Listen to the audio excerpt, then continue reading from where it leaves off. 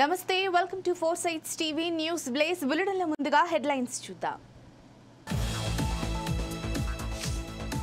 కోనో corpus చెట్లను తొలగించాలని అధికారులను ఆదేశించిన పవన్ కళ్యాణ్.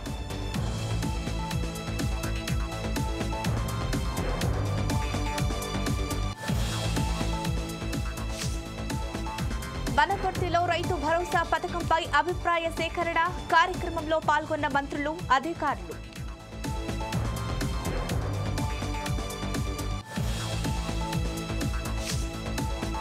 చిత్తూరు జిల్లాలో బెంగళూరు హైవేపై రోడ్డు ప్రమాదం, బస్సును ఢీకొన్న ట్రక్కు, 5గురు మృతి.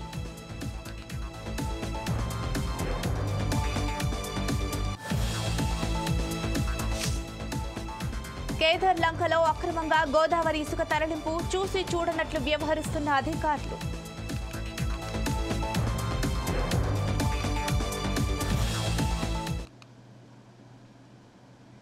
బులెటిన్లో డీటెయిల్స్ చూస్తే పాలమూరు రైతులు రైతు భరోసా విధి విధానాల రూపకల్పనకు ఏర్పాటు చేసిన మంత్రివర్గ ఉపసంఘంపై ఆశలు పెట్టుకుంది. ఉమ్మడి మహబూబ్ నగర్ వ్యవసాయ ఆధారిత జిల్లా. ఈ ప్రాంతంలో 9 లక్షల మంది రైతులున్నారు. ఏటా వానాకాలం సీజన్లో 18 లక్షల ఎకరాల్లో వివిధ పంటలను సాగు చేస్తారు. బీఆర్ఎస్ హయాంలో రైతు బంధులో భాగంగా ఏటా 2 పంటలకు కలిపి ఎకరాకు 12,000 రూపాయలు ఇచ్చారు. ఇప్పుడు కాంగ్రెస్ ప్రభుత్వం రైతు భరోసా పేరుతో ఏడాదికి 15,000 ఇవ్వడానికి సిద్ధమవుతోంది.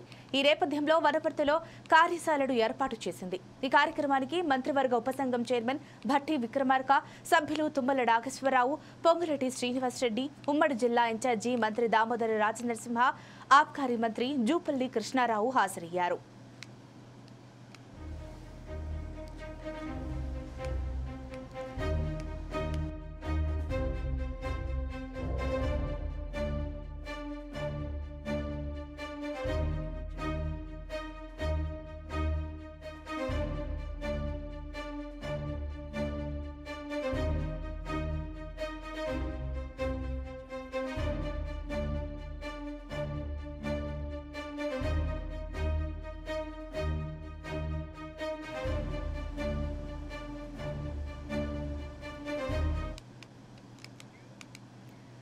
దీనికి సంబంధించిన మరింత సమాచారం మహబూబ్ నగర్ ప్రతినిధి చందు అందిస్తారు. Right, thank you Jhansi.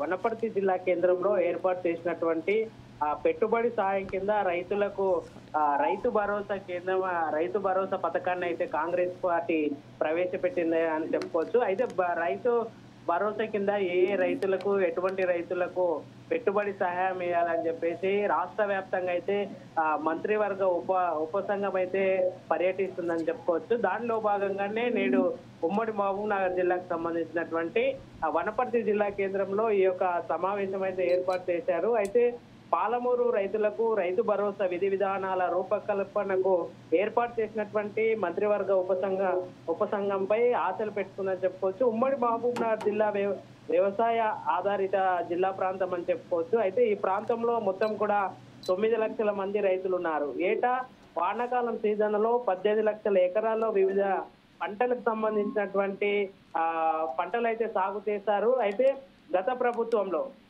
BRS ప్రభుత్వంలో రైతు బంధులో భాగంగా ఏటా 2 పంటలకు కలిపి ఎకరానికి 12,000 రూపాయలు ఇచ్చేవారు. అయితే ఏదైతే రైతు బంధు పథకం ఉందో రైతు బంధు పేరు పథకాన్ని మార్చి కాంగ్రెస్ ప్రభుత్వం ఏర్పాటు చేసిన తర్వాత రైతు భరోసా పేరుతో ప్రతి ఎకరానికి కూడా 15,000 రూపాయలు ఇవ్వడానికి కాంగ్రెస్ పార్టీ సిద్ధమైందని చెప్పుకోవచ్చు.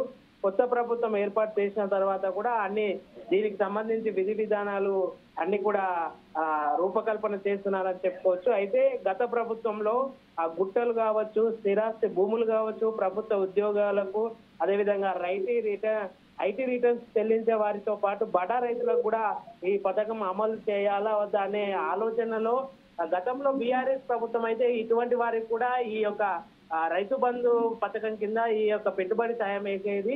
అయితే వీరందరినీ కూడా తొలగించి ఏదైతే నిజమైన రైతులు ఉన్నారో చిన్నకారు రైతులకైతే ఈ యొక్క రైతు భరోసా పథకాన్ని పెట్టాలనే నేపథ్యంలోనే ఈ రైతు భరోసా పథకం పైన ఈ రాష్ట్రంలో ఉన్నటువంటి కాంగ్రెస్ ప్రభుత్వం ఉపసంఘం అయితే భేటీ కానుంది. అయితే ముఖ్యంగా ఈ కార్యక్రమంలో ఉపసంఘంలో ఉన్నటువంటి చైర్మన్ బట్టి విక్రమార్క, అదేవిధంగా ఆ సంఘంలో ఉన్నటువంటి సభ్యులుగా తుమ్మల నాగేశ్వరరావు, పొంగులే శ్రీనివాస్ రెడ్డి, ఉమ్మడి జిల్లా ఇన్ఛార్జ్ అయినటువంటి మంత్రి దామోదర్ రాజు నరసింహ, ఆబ్కారీ శాఖ మంత్రి జూపల్లి కృష్ణారావు కూడా ఈ యొక్క సమావేశానికి హాజరయ్యి దాదాపు ఒక 500 మంది రైతులతో వనపర్తి జిల్లా కేంద్రంలో అయితే ఈ యొక్క సమావేశం నిర్వహించి దాదాపు ఈ సమావేశం కూడా వనపర్తి కలెక్టరేట్ లో ఉదయం 10:30 గంటలకు ఈ యొక్క కలెక్టరేట్ అయితే ప్రారంభమవుతుంది. మధ్యాహ్నం 1:30 గంటలకు ముగుస్తుంది. దీనికి ఉమ్మడి జిల్లా నుంచి దాదాపుగా 500 మంది రైతులు అయితే పాల్గొననున్నారు. ఝాన్సీ. Thank you Chandu.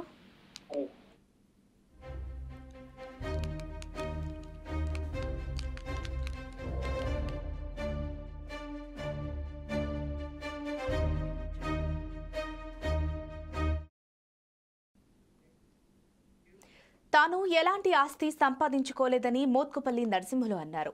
యాదగిరిలో తనకు అర్ధగజం భూమి కూడా లేదని స్పష్టం చేశారు. బడుగు బలహీన వర్గాల వారి తరపున తాను ఎల్లప్పుడూ పోరాడుతూనే ఉంటానని చెప్పారు. ప్రభుత్వం ఇచ్చిన హామీలను అన్నింటినీ అమలు చేయాలని ఆయన కోరారు. దళితుడిగా మాదిగ కులంలో నాకు టికెట్ రాలేదు. ఓకే, నాకు రాకుండా రాపోయింది. మాదిగ కులంలో 80 లక్షల మంది ఉంటే కూడా ఒక్క టికెట్ రాలేదు. ఒక్క టికెట్కి అర్హత లేకుండా పోయింది. వేరేళ్ళకి ఇవ్వద్దని నేను అంటలే, కానీ రిజర్వేషన్లో మెజారిటీ ప్రజలు ఉన్నటువంటి కులం మాదిగ కులం తెలంగాణలో, కానీ టికెట్ రాలే. మరి ఎందుకు రాలేదంటే పరిపాలించేవాడి నైజాన్ని బట్టి ఉంటుంది. ఇది ఫ్యూడలిజానికి నిదర్శనం. దీన్ని ఖచ్చితంగా ఎదుర్కోవాల్సిన అవసరం ఉంది. నేను ప్రజలకు విజ్ఞప్తి చేస్తా ఉన్నా, మనం మాట్లాడకపోతే మన మాట ఎవడినడు, మాట్లాడేదే ముందుకు రావాలి. బీసీలకు 11 సీట్లు జనరల్ సీట్లు అయితే 7-8 సీట్లు ఒక్కటే సామాజిక వర్గానికి తీసుకున్నారు. అది కూడా పేదరెడ్లు కాదు,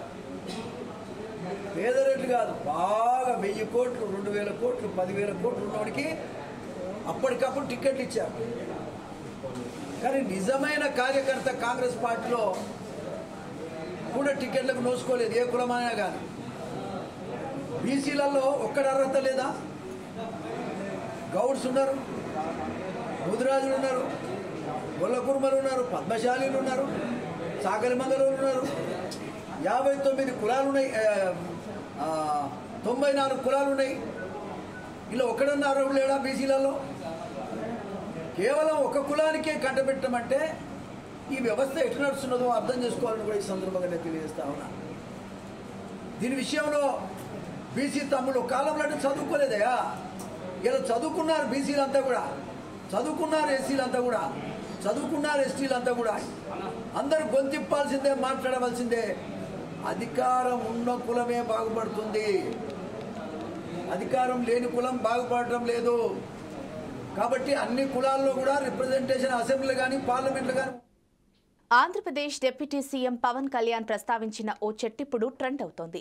ఆ చెట్టు చాలా డేంజర్, వెంటనే తొలగించాలని పవన్ కళ్యాణ్ ఆదేశించారు. దీంతో అందరూ ఈ చెట్టు గురించి చర్చించుకుంటున్నారు. డిప్యూటీ సీఎం పవన్ కళ్యాణ్ కాకినాడ కలెక్టరేట్లో సమీక్ష చేశారు. ఈ సందర్భంగా స్థానికులు కోర్నోకార్పస్ చెట్ల గురించి పవన్ దగ్గర ప్రస్తావించారు. అటవీ శాఖ సమీక్షలో ఈ అంశంపై వివరించారు.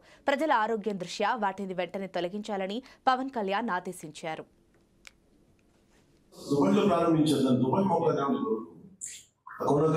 ఒక 15 years బ్యాక్ ఇప్పుడు వాళ్ళు ఇంపోర్ట్ చేశారు మన వాళ్ళు. ఇప్పుడు చేసాక ఇప్పుడు మనం చేయాల్సింది కలెక్టర్ గారికి ఖచ్చితంగా దృష్టి తీసుకెళ్తాం.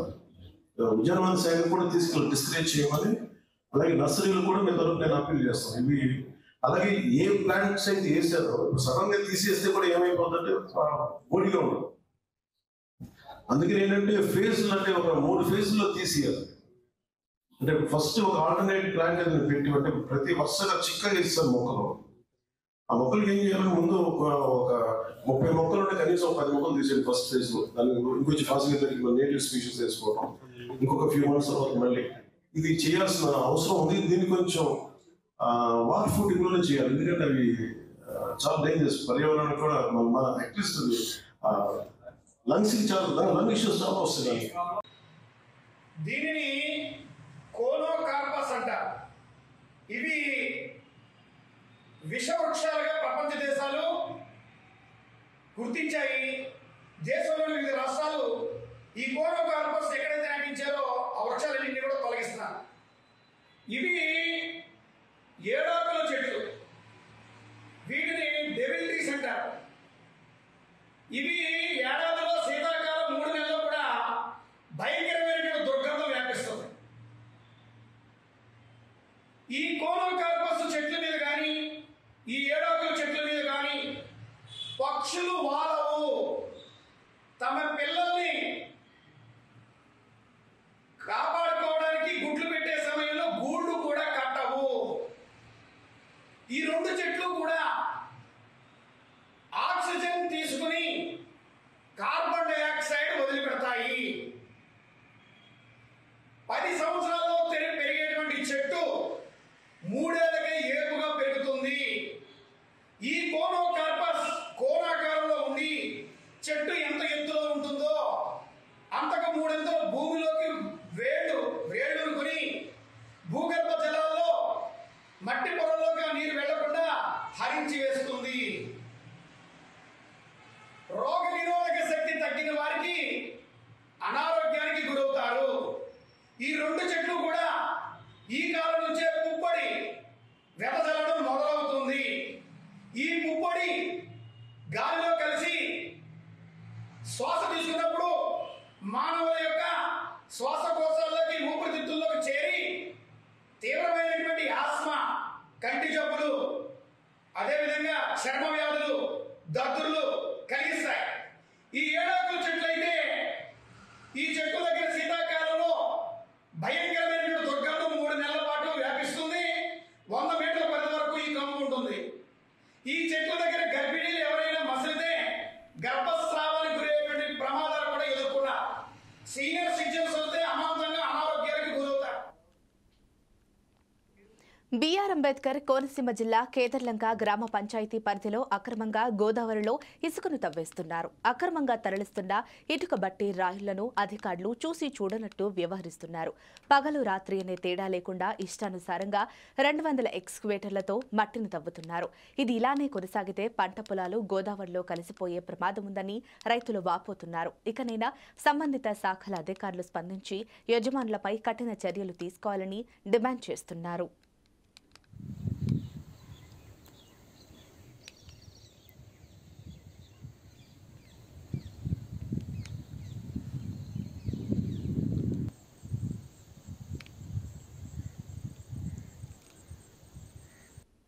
సిద్దిపేట బార్ అసోసియేషన్ న్యాయవాదిపై దాడి ఘటనలో పోలీసులపై చట్టపరమైన చర్యలు తీసుకోవాలని డిమాండ్ చేస్తూ హుస్నాబాద్ కోర్టు ఎదుట న్యాయవాదులు ఆందోళన చేపట్టారు.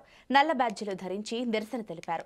సిద్దిపేట కోర్టులో పనిచేస్తున్న న్యాయవాది రవీందర్పై దాడి చేసిన సిద్దిపేట 2 టౌన్ ఏఎస్ఐ ఉమారెడ్డిని వెంటనే సస్పెండ్ చేయాలంటూ డిమాండ్ చేశారు.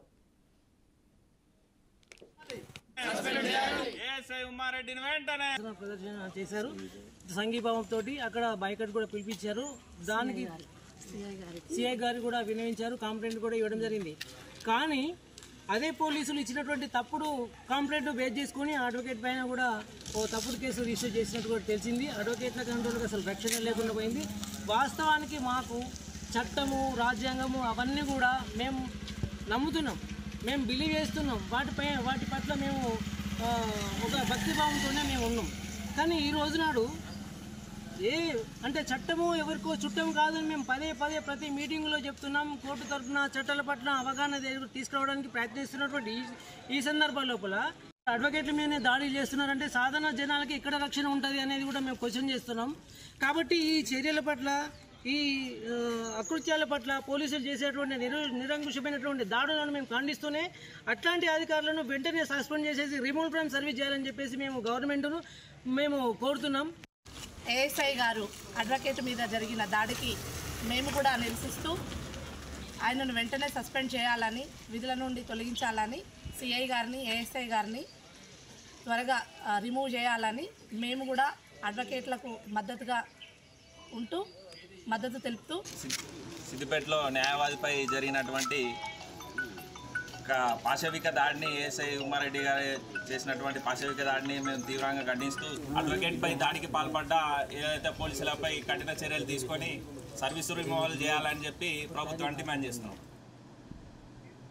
కల్వకుర్తి పట్టణంలో జర్నలిస్టులు నిరసన తెలిపారు.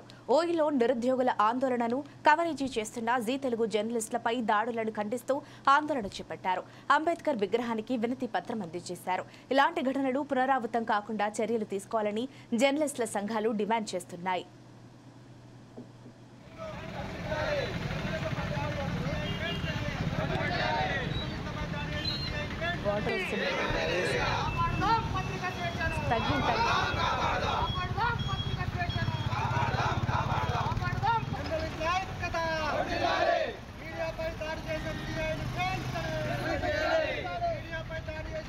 వర్గ స్థాయి జర్నలిస్టులు ఈరోజు ఆ దాడిని ముక్తకంఠంతో ఖండిస్తూ ఉన్నాం. అందులో భాగంగానే ఈరోజు కల్వకుర్తి ఆర్డీఓ గారికి వినతిపత్రం ఇవ్వడం జరిగింది.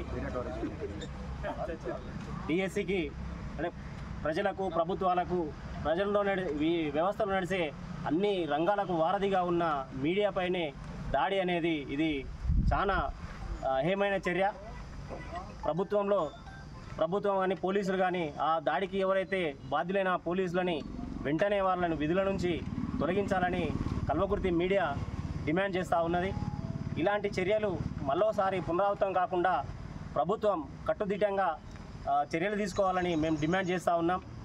ప్రభుత్వంలో రంగంలో 4 వింగులుంటే ఈ 4th పిల్లర్ పైనే దాడి చేయడం అనేది ఇది రాజ్యాంగ స్వేచ్ఛకు భంగం కలిగించినట్టుగా మేము భావిస్తూ ఉన్నాం. ఈ దాడిని ముక్తకంఠంగా మేము ఖండిస్తూ ఉన్నాం. ఇంకోసారి జరిగితే తీవ్రమైన రాష్ట్ర వ్యాప్తంగా పెద్ద ఎత్తున ఆందోళన కార్యక్రమాలు చేపట్టి దీన్ని ఉద్యమంగా తీసుకెళ్తామని మేము కోరుతా ఉన్నాం. రోజు దానికి నిరసనగా కల్వకుర్తి నియోజకవర్గంలోని జర్నలిస్టులంతా కూడా మహబూబ్నగర్ చౌరస్తాలో తర్వాత నిరసన వ్యక్తం చేసి ఇక్కడ ఆర్డీఓ గారికి వినతిపత్రం అందజేయడం జరిగింది. మీడియా పైన అంటే అందరూ కాదు, కొంతమంది పోలీసులు పనిగట్టుకొని చేసినట్టుగా నిన్నటి వార్త చూస్తే, నిన్నటి విషయం చూస్తే మనకు అర్థమవుతా ఉంది. అంటే వాళ్ళ మాట్లాడే విధానం అన్పార్లమెంట్ లాంగ్వేజ్ మాట్లాడుతూ ఎవరైనా ఉండొచ్చు, అంటే శాటిలైట్ అనుకోలేదు మేము, లేదంటే మేము సోషల్ మీడియా అనుకున్నాము, అది కాదు. ఒక జర్నలిస్ట్ అన్నప్పుడు తర్వాత ఒక వ్యక్తికి కూడా స్వేచ్ఛ ఉంటుంది. ఆ వ్యక్తులను కూడా అన్పార్లమెంట్ మాట్లాడే అటువంటి హక్కు ఎవరికి కూడా లేదు. ఆ హక్కును వాళ్ళు సొంతం చేసుకున్నట్టుగా తర్వాత రాజ్యాంగాన్ని వాళ్ళ చేతిలోకి తీసుకున్నట్టుగా నిన్న ప్రవర్తించి మాట్లాడడం జరిగింది. ఈ మధ్యకాలంలో మరి పోలీసులు నిజంగా కూడా దురుసుగా ప్రవర్తిస్తూ ఉన్నారు కొంతమంది, అందరు కాదు కొంతమంది. మరి అంటే మీడియా హక్కులను కూడా వాళ్ళ చేతిలోకి తీసుకునే ప్రయత్నం చేస్తూ ఉన్నారు. కొంతమంది ఇండైరెక్ట్గా బెదిరిస్తూ ఉన్నారు, కొంతమందిని బ్లాక్మెయిల్ చేస్తున్నారు మీరంటూ వాళ్ళు బ్లాక్మెయిల్ చేయడం స్టార్ట్ చేసినారు. దీన్ని కూడా మేము తీవ్రంగా ఖండిస్తున్నాం. ముఖ్యంగా ఈ పోలీస్ వ్యవస్థ అనేది ఒక కుల ప్రాతిపాదికనో తర్వాత ఒక మత ప్రాతిపాదికనో కాకుండా అందరినీ సమానంగా చూడాల్సినటువంటి హక్కులను కాపాడాల్సినటువంటి బాధ్యత వాళ్ళ పైన ఉంటుంది. ఏ జర్నలిస్టుకు ఆపద వచ్చినా ఫస్ట్ మీకే పోలీసులకే ఫోన్ చేస్తారు. మరి మీరే ఇలాంటి అరాచకాలకు ఇలాంటి దాడులకు పాల్పడితే మరి ఎవరికి చెప్పాల్సి? మావోయిస్టు ప్రభావిత ప్రాంతాల్లో నివసించే ఆదివాసీ ప్రజల సంక్షేమమే జిల్లా పోలీసుల ప్రధాన లక్ష్యమని ఎస్పీ రోహిత్ రాజ్ అన్నారు. చెన్నాపురం, ఎర్రపాడు, బత్తినపల్లి, బట్టిగూడెం గ్రామాల ఆదివాసీ ప్రజలకు ఉచిత మెగా వైద్య శిబిరాన్ని ఆయన ప్రారంభించారు. సుమారుగా 150 కుటుంబాలకు నిపుణులైన వైద్యులచే వైద్య చికిత్సలు నిర్వహించి వారికి మందులు పంపిణీ చేశారు. అనంతరం అక్కడున్న చిన్న పిల్లలకు దుస్తులు, బిస్కెట్ ప్యాకెట్లు, బ్రెడ్ ప్యాకెట్లు పంపిణీ చేశారు.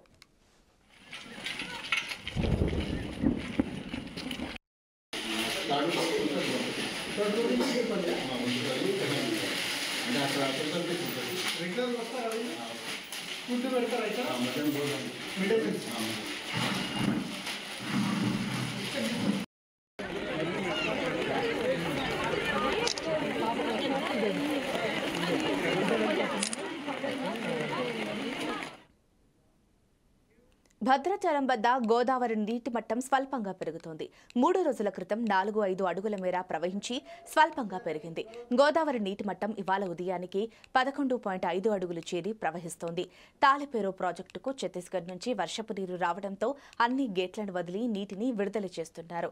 మరో 2 అడుగుల వరకు నీటి మట్టం పెరిగే అవకాశం ఉందని సిడబ్ల్యూసీ అధికారులు చెబుతున్నారు.